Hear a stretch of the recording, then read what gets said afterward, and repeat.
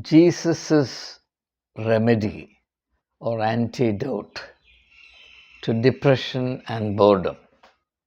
Welcome, vanakkam, good morning. We are told by those who understand the human predicament at the present time that the two foremost epidemics of modern life are boredom and depression. There's plenty of literature on this subject, and it's not my intention here to undertake a review of that literature. I take this as the given and therefore limit my inquiry almost entirely to what may be done about it, and within that, limit my inquiry also to what Jesus suggested we might consider doing about it.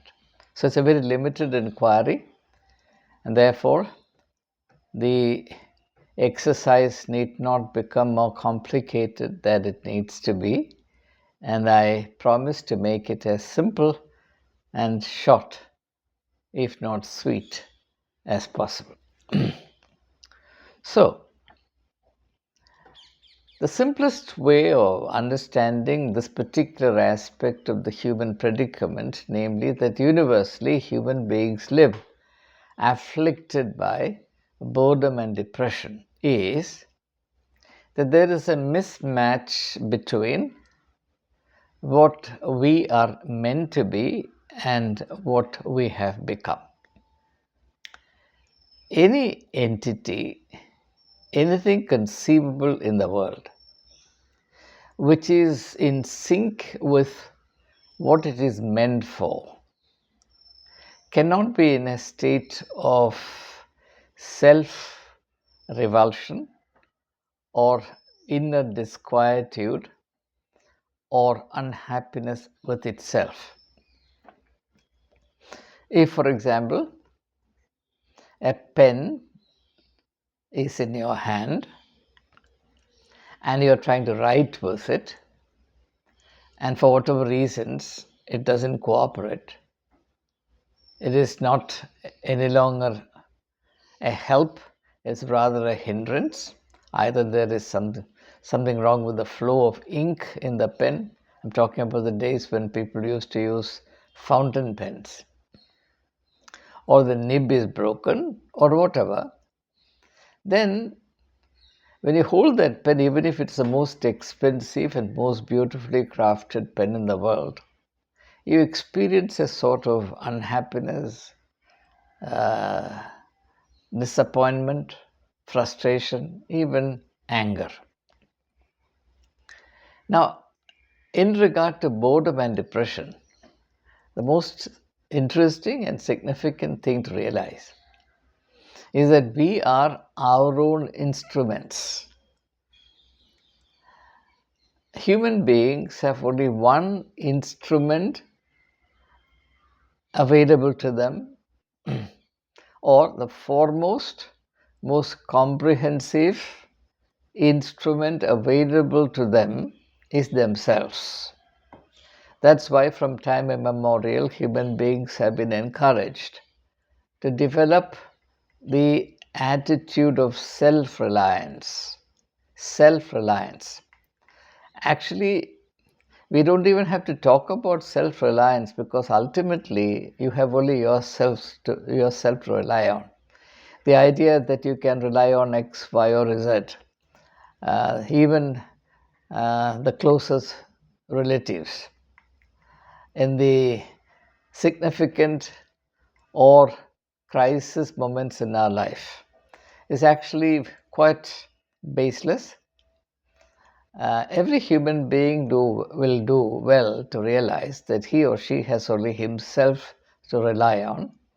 And if this truth is realized, people all over the world will also realize the need to and the importance of developing themselves in respect of all their native powers and potentialities.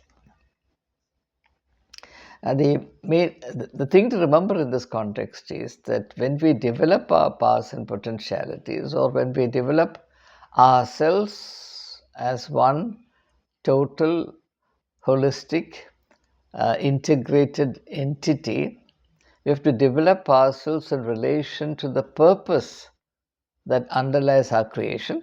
But this idea will certainly not be acceptable to those who believe that human life is meaningless and we are merely random entities in this world. We just happen to emerge. No one knows why and what for. So, from such a point of view, from such an outlook on life, the idea that life implies a purpose is absurd, and therefore, what I say will not make any sense to them. So, we have to develop ourselves in relation to what we ourselves feel deep down is the very purpose of our coming into this world. So, when we don't develop ourselves, what happens is automatically an incompatibility develops between who we are at the present time and the very purpose of our life. Now, if I translate that into a material analogy, as in the case of the analogy of the pen I have already referred to, rather than multiply instances, let me stay with the same analogy. It is like you're having a pen that doesn't work. In this case, the difference is that the pen is yourself. So, human beings have to accomplish the purpose of their life using themselves as the means, themselves as the tools. But in that process, they can avail themselves of a host of resources, powers, and opportunities in this world. So, the ideal state, therefore, is to attain a state, a dynamic state, a vital and active state of being fully engaged with the pursuit of the purpose underlying one's existence or one's coming into the world, if I may put it in religious words, religious language. Now, when this doesn't happen, when who we are and the kind of life that we lead moves progressively away from the shaping purpose, what should have been the shaping purpose of our life, then it's obvious that the full energies available to us, which may vary from person to person, as in the case of the parable of the talents, will not be utilized. And it's been universally recognized in the case of boredom, for example, that boredom results when an individual does not use the full complement of his intellectual and imaginative energies in the way of life or the kind of life that he leads. So it is the unexpended energy not expended, A, to the full extent, B, expended on pursuing whatever is meaningful, valuable, noble, significant. It is this excess of unutilized energy, or it is the measure of the energy that is being wasted or allowed to languish in underutilization, that is experienced by human beings as boredom. And my argument, my conviction is that depression is a byproduct of boredom. If you are bored, sooner than later, you will also be depressed. But it is not necessary that if you are depressed, you feel bored. That's a very strange thing. I still haven't figured out why this reverse application is not possible. But surely boredom is an aspect, or boredom implies potential depression. If you remain bored for a period of time, then you're also apt to be depressed. So, boredom results from the extent of individual energy that remains unused, underutilized. Now, if this is boredom, and it's a very serious problem, let's take the next step forward and ask, what can we do about it? Is there something that can be done about this at all? Or are we doomed and destined to perish in the state of existential illness? Now, here, let me draw from the teachings of Jesus Christ. Not in a religious sense. If there are non-Christians listening to me, and I'm sure a majority of the members of this YouTube family are non-Christians. I don't see people in terms of Christians and non-Christians. I see everybody as belonging to the same family, of which God is the supreme authority, and God is the identification mark and the guarantor of our belonging together. Let me accept a statement, or let me identify a statement from or by Jesus Christ in order to focus our thinking on what may be done. Because diagnosing a disease is one thing and treating is quite another. Unless the diagnosis leads to treatment, diagnosis itself is of no value. There is healing possible in relation to this existential illness which is aggravated in modern times. And that treatment, put in Jesus' words, is or can be expressed in two words: be perfect. Be perfect. That's the antidote. Now, you would be quite disappointed if I merely stop with this. Well, what does it mean to be perfect? Can human beings be perfect at all? How can the state of perfection heal me of these existential illnesses called boredom and depression? These are all legitimate questions. Therefore, let me say something that can actually answer all these questions in a very simple and short manner. Now, first of all, the question, can human beings be perfect at all? There are many people who jump to the conclusion that perfection can be an attribute only of God and not of human beings, and therefore for human beings to be perfect is to be presumptuous. Now, that's because we understand perfection in generalized and abstract ways. What Jesus means by perfection is not perfection in the abstract or perfection in the universal and comprehensive sense of the term. It is your seeking, attaining perfection as yourself in relation to the possibilities and potentialities that today remain dormant in you. Every human being is an unfinished agenda at any given point in time, which is a very exciting thing. It's not a negative thing, it's a very exciting thing, which means that the possibilities that each one of us has are enormous. And the sad thing is that we are not doing justice to these enormous possibilities to any extent. Maybe 5%, 10%, the remaining 95, 90% is going waste, which is the reason why we feel bored and depressed. Boredom and depression are actually wake-up calls to the reality, alerting us to the reality that we are not doing justice to ourselves. So, the perfection that we are required to attain is the perfection of our own innate possibilities, potencies, and potentialities.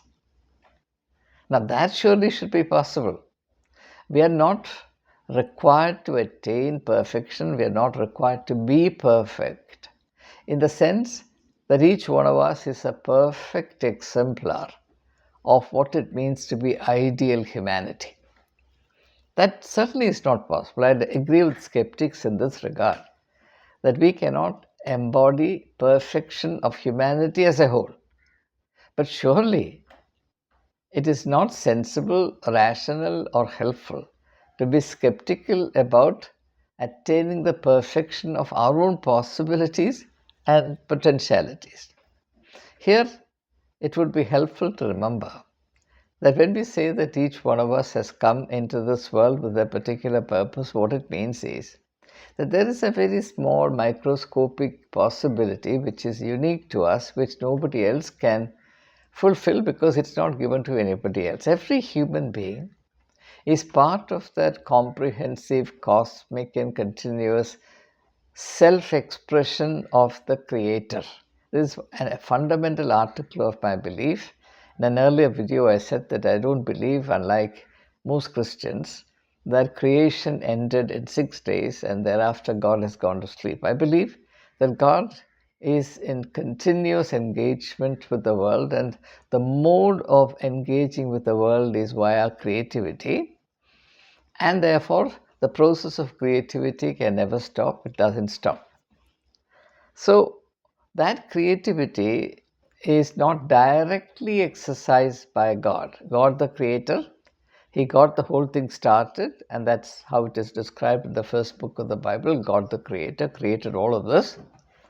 And He not only created whatever became manifest, He also created unmanifest potentialities. This insight is very strong in Hindu philosophy, the unmanifest. And the spiritual task is to manifest the unmanifest, to reveal what not yet has been revealed. And if you study the Bible carefully, you will find that this is also an important aspect of the biblical perception of spirituality. After all, when Jesus healed, when Jesus taught, when Jesus did amazing things, He was also revealing the fact that a great deal there is to human life that remains unintuited, unrealized by human beings. For example, when Jesus heals the man who is a paralytic, he says, take up your bed and go. What he means is that you have it in you to be something entirely different from the disabled person that you are. This disability is your own creation. It exists in your mind. You abandon that, learn to take responsibility for yourself, believe in your potential, in your power, in your innate abilities, get up and walk. Now, this is what I mean by seeking perfection. Doing justice to the possibilities, vitalities, energies, resources that are today lying dormant within each one of us. I don't think there is any human being on planet Earth who is not secretly, inwardly disturbed by the awareness that one is not doing justice to oneself. But this will never be confessed in public because nobody likes to criticize oneself in public. I can say this without any hesitation about myself, that I have not succeeded in doing full justice to my potentialities and possibilities. I can offer a world of excuses for not doing so or for not having succeeded in doing so, but that doesn't help me. Looking for, seeking, or offering excuses doesn't help. What I have done for myself, I've done for myself. What I haven't done for myself, I have lost, and I will suffer from it. There's no question about it. Life is unforgiving in this respect. So, the most fundamental principle to remember is that each one of us has come into this world to express a particular aspect of this tremendously inconceivable, vast, cosmic phenomenon of life. Life yearns to express itself. And how can it express itself? In the first instance of creation, God acted directly, or God acted through first means. I'm using philosophical language now. First means, second means. God spoke, everything came into being. And the case of the creation of human beings, God created Adam out of the dust of the earth. So there is first means, direct action. But that period stops, and from the period of first means or direct action, we reach the second stage of God working by second means. And the main medium, if not the only medium, the main medium for acting in this manner, acting by second means, is human beings. Now let me explain what I mean by acting by second means. Again, let me use an analogy. Now, I want to write. I have a pen in my hand. I also have a piece of paper. All right? Now, I want the word, say, I want the word God. I want the word God to come on this piece of paper. Now, I can't simply sit and say, let the word God appear on the paper. It will not. What I have to do is, I have to use a pen and a paper to write. These are the second means. Now, if they are the second means, what are the first means? For there to be second means, there must be first means. First means are my muscles, my training, my education, my ability, my training to read and write. Those are my first means. So, for the first means to become a realized fact, I need second means. Whereas God does not need, in the first instance of creation, God does not need second means. He directly spoke, came into existence. He breathed, and it came into existence. But the important thing, something that came to my notice in a very powerful manner only the other day. I'm still thinking about it. I have not decoded the theological, spiritual significance of this very seed of thought as to why God actually uses second means in the creation of human beings. Because He used the dust of the earth. That's second means. Dust of the earth. In order to create human beings. Just as an artist uses paint and brush, piece of canvas, to create a portrait or something, God used the dust of the earth to shape Adam. So their second means comes into play. So the idea of our being part of the ongoing creative process of God who still remains in engagement with nature, but who has put Himself in the discipline of acting upon this earth only by second means. Now, as far as the paper on which I am writing is concerned, the paper will be conscious only of the tip of my pen. If suppose the piece of paper on which I am writing or I write is a sentient object, S-E-N-T-I-E-N-T, pronounced sentient. It's a very beautiful word. So sentient means that which is capable of feeling, awareness, consciousness, etc. S-E-N-T-I-E-N-T, sentient.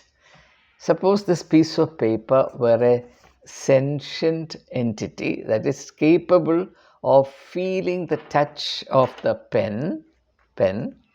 So when I touch the paper with the pen, the paper will say, a paper has touched me. Or it becomes aware and say, oh, it's a Parker pen that has touched me and not a lowly dot pen. Or it's a Schiefer pen that has touched me. Or it's a Mont Blanc pen, very expensive pen. And says, oh, wonderful, wonderful, I feel privileged. So suppose this piece of paper were a sentient thing, it will become conscious only of the tip of my pen. It will not become aware of myself. Unless, of course, the quality of the paper's sentience is such that it has a capacity for higher awareness. In which case, its awareness will go beyond the tip of the pen and will include awareness of the author. That's a wonderful state. But human beings are very limited. The paradox of being human is that we are amazingly endowed. At the same time, we are also very limited because we suffer from all the limitations of having to exist in the on the axis of time and space. If we were children of eternity, we would not have had to suffer from these limitations. But to the extent that we are products or children of time and space, or we are situated in time and space, we have to necessarily exist under these limitations, but still express the greatness and glory of being human from within these limitations, which is what makes human achievement all the more glorious and commendable. So, God continues to create, but continues to create by second means. That's why I try to explain this in this manner, so that just as the paper is not aware of the person who is writing on it, maybe even not even aware of the tip of the pen which is making these marks on it, we are unable to realize that we are instruments in the hands of God to achieve certain effects on behalf of God, on behalf of the Creator, as very valuable members of an ongoing process of creation. And if you are aware of it, then what happens is then we will also become the need to perfect ourselves as instruments fit in the hands of God to accomplish those divine, creative, or creational purposes which actually determine our worth. So, to the extent that we are fully absorbed in that process and we are doing justice to it, and in the process developing our personality to the uttermost, we attain perfection. That's a perfection. I don't have to be perfect like you. I don't have to be perfect like Mahatma Gandhi. I don't have to be perfect like Mother Teresa. I don't have to be perfect in music like Abjad Ali Khan, Vilayat Khan, Ravi Shankar, or Yeshudas, or Muhammad Rafi. No, not at all. What is that little talent God has entrusted to me? What are those talents that God has entrusted to you? In relation to that, be perfect. That's precisely the sense in which Jesus imagined and taught the parable of the talents. I commend you to meditate on that talent. The person who got 5 talents produced 5 more. The person who got 2 talents produced only 2 more, but both get the same kind of encomium or appreciation or approval or acknowledgement or reward. So it is attaining perfection in relation to your own potentialities that matters. Now, if you don't do that, what happens? If you don't do justice to yourself, and if you allow all your native possibilities, talents, potentialities, possibilities, aptitude, scope to go waste, then you become a caricature of yourself. And that is a terrible state. It is that most lamentable reality which you and I experience as boredom and depression. And therefore, nothing in the world can actually lift you out of this very miserable state of being bored and melancholic, bored or melancholic, bored and melancholic, depressed, except this one thing. And I say this because I fully believe in it, because that's my own experience. Only one thing can help, and that is doing justice to yourself.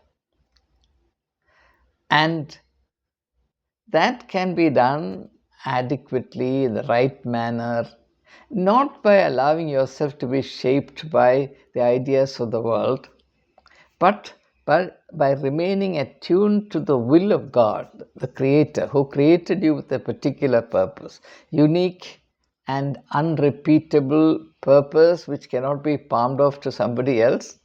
As Saint Augustine says correctly, he says, there never was anyone like you, there never is anyone like you, there never will be anyone like you.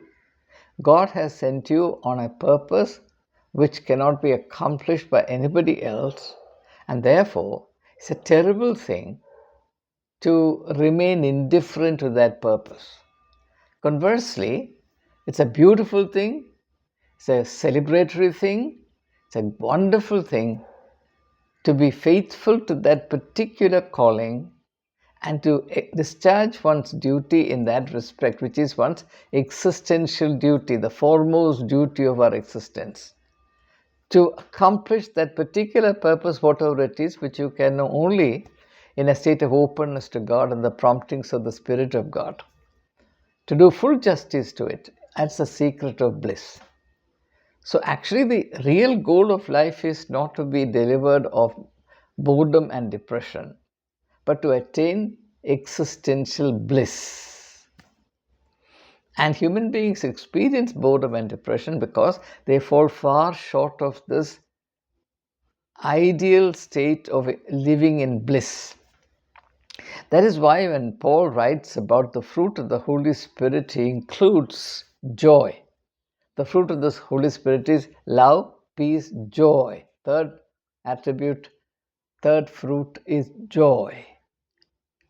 Now, we are far away from that state. And Jesus would say that there is a remedy for this. There is a sufficient antidote to this, and that is be perfect.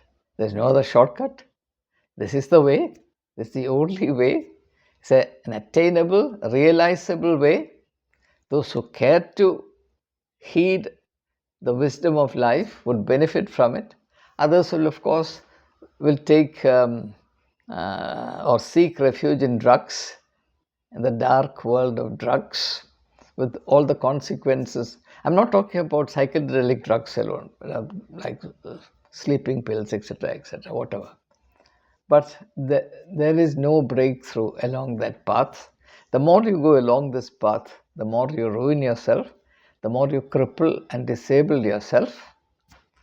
I can only bear witness to the fact that to the extent that I have walked along this path of doing justice to myself in accordance with my perception of a higher purpose that's working itself out through me.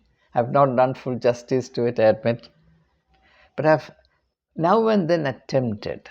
Now and then. I wish I had done it more consistency and fully. I may have done, say, 10% justice to it. To that extent, I have 10% bliss. My hope and prayer for all of you is that you will attain 100% bliss. That's the only reason why I endeavor through this medium to reach out to you. We can increase the joyfulness of our life. We can increase the measure of our own self-respect. We can increase the beauty of our life. We can increase the glory and the greatness of our personality. We can increase the degree of our relevance to the world around.